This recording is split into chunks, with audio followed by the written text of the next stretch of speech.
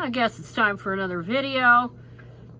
Big story in the last couple of days has been Eric Swalwell and his fight to keep his House seat, and he was running for governor of California, and he's being hit with a bunch of sexual assault, harassment allegations, and they could all well be true. And I don't doubt it with men in power, regardless of political party or persuasion, but it's the timing that's pretty fucking suspicious. So I hope that there's some examination of if there's anybody, any group, right-wing group that's backing these women or whatever, because this shit was pulled on Bill Clinton in the 90s, and they did it. It was Richard Mellon's scaife, and without going into a huge bunch of detail, but he was called the Scrooge McDuck of the political right then, because he would finance all this stuff, because he was a typical billionaire or mega millionaire who didn't want to pay taxes and all this kind of shit. And he funded these groups whose purpose was to try to destabilize the Clinton administration for the simple reason, well, backtrack slightly, Gene Lyons wrote a book called Fools for Scandal about the bogus Whitewater scandal and all of this. This is going back 30 years, unbelievably. And he put something in there. There was one sentence out of that whole book that really jumped out at me. It was almost like a throwaway sentence, but I think it was the crux of why these groups were so bent on trying to slam Clinton with bogus scandals in order to destabilize it or even force him out. Of course, we know none of that worked. Not even that Lewinsky crap. But Lyons wrote about the Southern strategy. One line, I think it was one, maybe two sentences. And Bill Clinton being from Arkansas and Al Gore, vice president, being from Tennessee, put a real threat on the Republicans' hold on the South. And that is what the motive was. That was all that the motive was. It was purely political. And they would recycle shit just in time for the elections. It was it was so obvious what they were doing. And it was all politically motivated. So this thing, it could well be true with the sex scandals and stuff. But then, if Swalwell did this shit, then yeah, he deserves to be booted. But why the fucking hell is Trump still in there with all of his mountain of allegations? Why the hell is he still there? Why is Pete Hegseth still there with all the mountains of allegations against him? Food for thought. Okay? Food for thought. Assholery is not a partisan issue. So anyway, that's all I have to say about that. But the thing that really disturbed me was that thing about that damn fool, whatever the hell his name was, Colby, talking about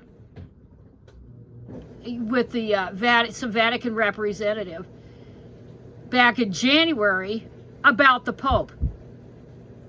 And it was a threat. It was a clear damn threat. Why the hell wasn't he forced out? Why wasn't Colby forced out? Amid that revelation. That scares the shit out of me. And as we know, this current Pope is from the United States. But he's avoiding any visits there until Trump is the hell gone. But that was a fucking threat because of what they thought they could retaliate because of things that the Pope said about the Trump administration's foreign policy and all of that. And no, it's not safe for Pope Leo to show up in the United States. Not with this goddamn crap going on. So, anyway, that disturbed the hell out of me. That goddamn stuff was even considered. And this Colby guy, of course, he was a Nepo baby. He's a Nepo baby. His granddaddy was in the Bush administration, I believe it was. William Colby. And he was the head of the CIA. He died in the 90s, so it might have been the Reagan administration. Let's find that out.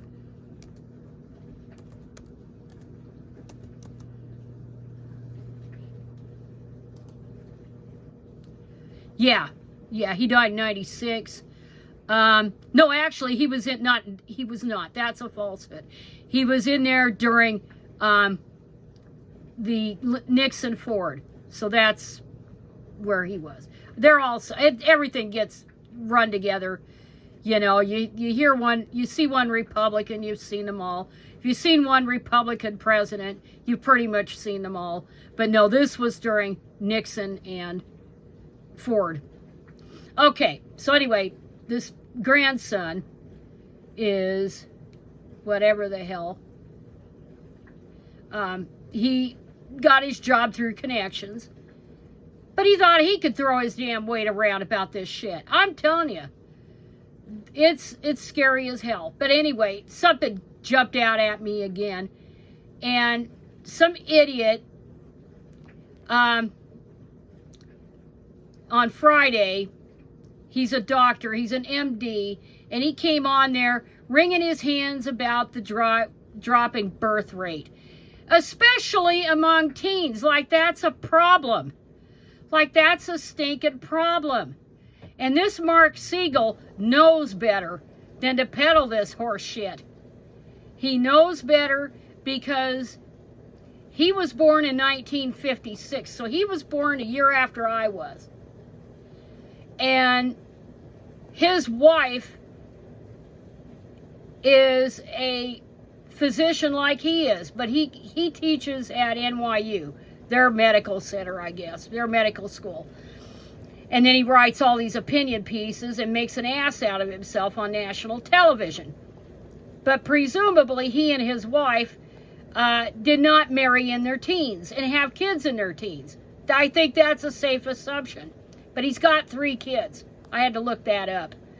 But he thinks it's a problem that girls ages 15 to 19, and it's girls, it's not boys or men, it's girls. He thinks it's a problem that they're not getting pregnant. What the goddamn fuck? What the hell? I don't know why I hate these things, but you can't put that damn blockers in there. But anyway, he got on there on Fox with anchor Dana Perino about new CDC data showing the U.S. fertility rate has fallen to a record low. And that is great. That's great news. And we all know why that is. Of course, it hasn't gone down much, or even it's gone up among older women who opt to have kids between, after age 35, even in their 40s. So they're having them later, which is a good thing when they're more established and all that. This despite all the scare tactics about, oh, they have health problems, but it's, so do men. Their sperm are shot to shit and start to be shot to shit in their 40s. And they're largely sterile by age 65. It's rare for anybody to sire kids after age 65, any dude. But I would hear this for years and years when the trends were starting to tick upward about women, and especially the desirable, the privileged, the white women would get careers and all this stuff, and and of course they're from the elite backgrounds to begin with. And you'd hear these scare stories, oh, you're going to have diabetes if you have kids later, or or Down syndrome. That was the big one, of course. And you don't hear too much about those scare tactics anymore, because they also found that, and I'm talking circular here because I'm going back to the males again, but the sperm are, they start going to shit, and then you find more and more kids are saddled with mental disorders and all of that, including quote-unquote autism.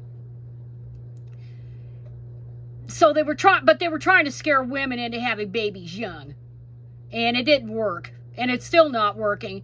And teenage births are becoming more and more rare thanks to birth control and abortion where available, thanks to more emphasis by parents, emphasis on their daughters investing in themselves instead of finding a boyfriend. Like when I was in high school, that was the big deal. You had to find a boyfriend. You had to find a guy. And it's the first stinking guy that would even pay attention to you. And you'd marry him. And I've said this, that almost every female that I graduated with was married by age 25. And you look at it from the vantage point of the 21st century and you shake your head how freaking young that is. But almost all of them did it. And more than a few of them had shotgun weddings, and a few of them had babies out of wedlock. And of course, that was another thing, not just the contraception and the emphasis on girls having other interests, including hobbies and sports and education and extracurricular activities, instead of being in a relationship, but also thanks to changing mores in the late 60s and into the 70s, there was a lot less stigma attached to girls having babies out of wedlock. They kept their babies. They didn't give them up for adoption. So part of this hysteria about declining birth rates for teens is motivated by a desire to prop up the adoption racket. You know, just more and more obvious what they're trying to prop up here. And there's nothing good to be said about teenage parenthood, let alone teenage marriage, all that shit. And they would just, and there are people these days, and again, it's my generation, baby boomers, but they would talk about and write about on Facebook, or they were repeating memes, or maybe even AI posts, and talking about a couple that's been still together after 40 years, despite all the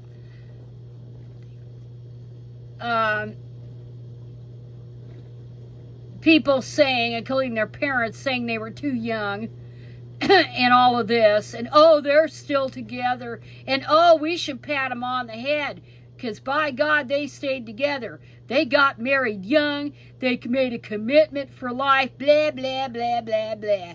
And never mind that they basically threw their lives away because they didn't get out and actually see the world as an individual and develop their own interests and develop themselves as individuals. Instead, get tied down to the first stinking person that pays attention to them. And that's typically girls, typically young women. And I said something about that on one of these Facebook posts. And they were just really, really got people defensive about it. Because I said there's not one best or right way to live. And it's basically nothing to brag about if you married in your teens or early 20s and you're still married 40 years from now. That's nothing the fuck to brag about. It really isn't. So here, getting back to this dude, this doctor dude, he thinks it's a problem. There ain't a problem here. And, the right-wingers were always upset that, the scourge of unwed motherhood. Oh, Christ, since the 50s. since at least the 1950s. And all through my youth, all the complaining about how it's a scourge that girls have kids out of wedlock. So now the girls aren't having kids at all. The young girls, 15 to 19, they're delaying or not doing it at all, and now they're throwing a fit about it. They're throwing a hissy fit. And as I've read on some of the discussions, maybe somebody should check their hard drives. You know, on some of these people advocating for teenagers to have kids, or very early 20s to have kids. Oh my God. You know, it's like the 1950s. People can't let it go. But fertility rates are gonna continue to plummet. And they're gonna plummet even among older women, because a lot of them aren't gonna bother to have kids at all. And no hand-wringing about it, no trying to force women into it is going to change the trajectory. And it's the best thing for the planet. I know this damn thing, this stupid computer's having problems, but yeah, and there was a lot of criticism over that idiot saying that. But you know damn well he didn't have father kids in his teens. But anyway, that is about it for me today. And I'm all talked out, so that's it.